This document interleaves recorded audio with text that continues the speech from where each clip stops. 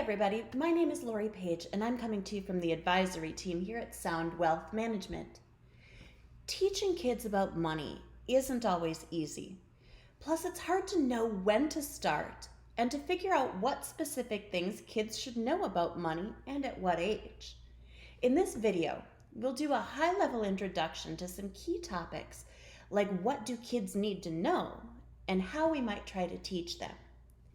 Young people today often appear to have little understanding of where money comes from and that the supply of it isn't unlimited. It seems at times that kids spend money like it grows freely on trees. How are parents supposed to change this attitude? How can they encourage a practical sense of how much money comes into the family and good practices regarding the use of money, how to make it, grow it, and keep it safe? One of the first considerations is the major sources of information that influence kids in terms of how they learn and think about money. A poll of young people conducted by the Mint.org, a financial education website, found that more than 2/3 of those who responded indicated that their parents were the biggest financial influence on them. Friends were reported to be the biggest influence by 16% of the respondents. Various media, such as television, magazines, books, and radio, were named as the most influential source of money information by 14%. Teachers were the major influence for only 1% of those who responded to the poll. The fact that parents were the most important influence by far about kids' thoughts regarding money should give us all incentive to take this teaching responsibility seriously. The Mint.org also polled young people about why they asked their parents for money. Almost half wanted money for tickets to a movie, concert, or sporting event. About 1/4 of those responding to the poll said they asked for money for food or drinks. Almost 20% asked for cash to buy a toy, game, or phone. Only 15% wanted money for a school or educational item, and only 1% asked for money to give or participate in a charitable effort.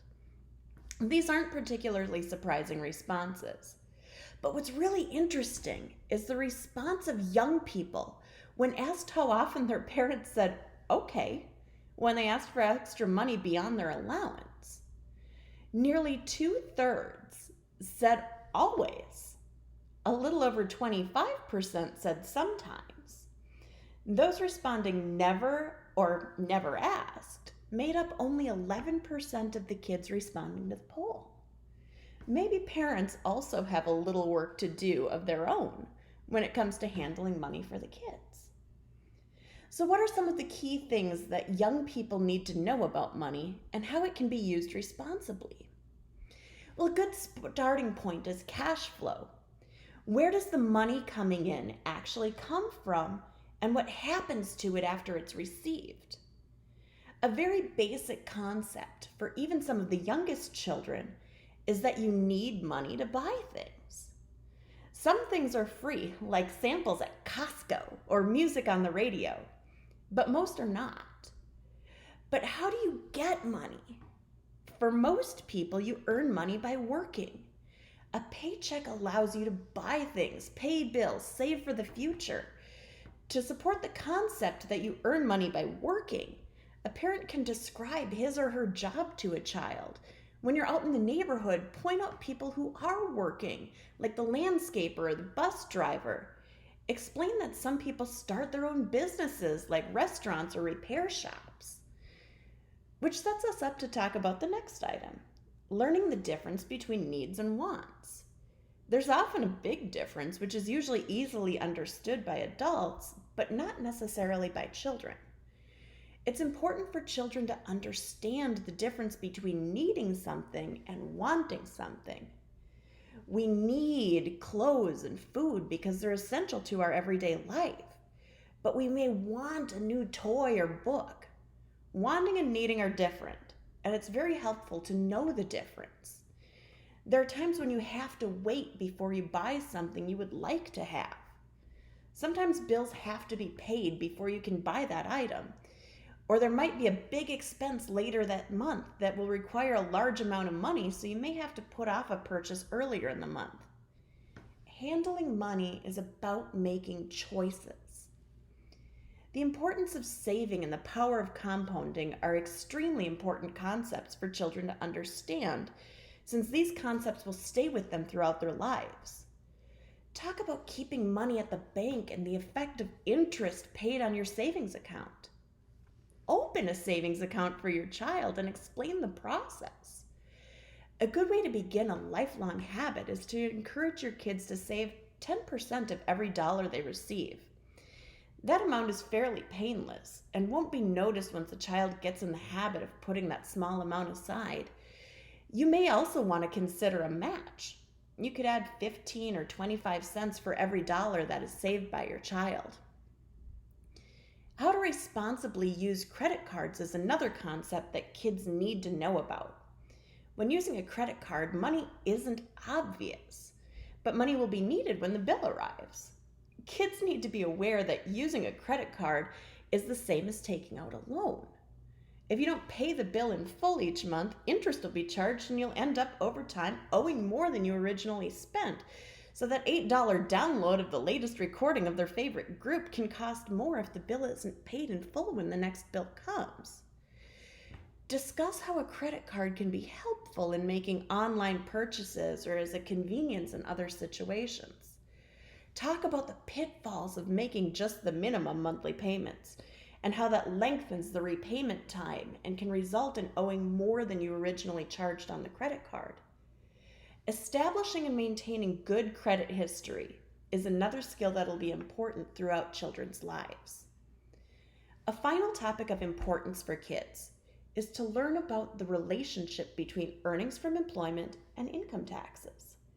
For the teenagers that have recently gotten their first job and will be getting paychecks, this is a good opportunity to discuss the difference between gross and net pay.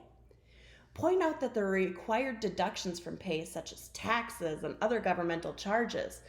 So if the wage paid for their job is $15 per hour, they need to know that they won't be bringing home $15 for every hour they work. This could also provide an opportunity to take advantage of the convenience of direct deposit into the child's bank account. Start down the road of increasing the child's knowledge of investing by looking at Roth IRA advantages. Not only will this provide an opportunity to learn about a major retirement savings vehicle, but it'll also serve as a good introduction to investing by looking at some of the investment menu available for an IRA. But many would say that the best way to teach is by example. Show kids that you make good money choices when you're out shopping with them. Talk to them about your bank statement when it arrives and the credit card bills. Demonstrate that you think about the use of your money before making decisions about purchases and saving. Discuss with the kids what you do well in terms of money and what you don't do so well and the mistakes that you've made along the way and how you're going to improve in the future. There are definitely some things to be said for starting early. Kids need to learn that money doesn't just magically pop out of the ATM, that using a credit card doesn't mean that the item is free, and that mom and dad won't always be there or be willing to bail them out when they get into money trouble. And remember, there are many tools and resources available online to help you along the way as you teach your children to become good stewards of money. And the advisory team here at Sound Wealth Management is proud to be a resource for you and your family as well. To schedule your family financial meeting, reach out to our advisory team at 941-932-4822 or schedule your no obligation consultation online at www.soundwealth.net, where Sound Wealth Management is more than just our name. Have a great day, everybody.